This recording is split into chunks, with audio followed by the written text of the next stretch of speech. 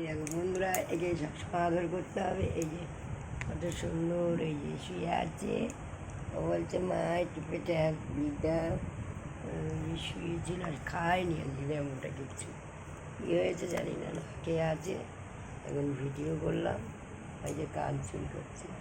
আরে না খেয়ে আছে, কিছু খেলো না, এমনটা কী হয়েছে জানি না।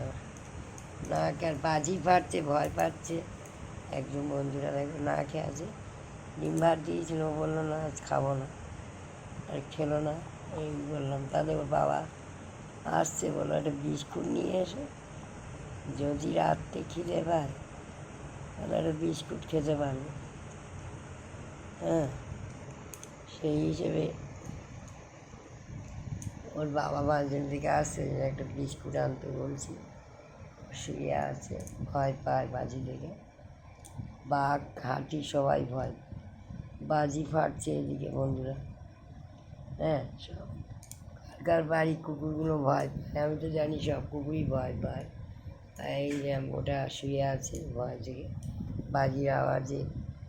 একদম ছোটোবেলায় তো ঘরময় পেচ্ছা করে ফেলতে, এখন বুঝি বুঝি বড়ো হয়েছে, চুপ করে থাকে। ছোট্ট বাচ্চা আদর করছে, দেখো বন্ধুরা।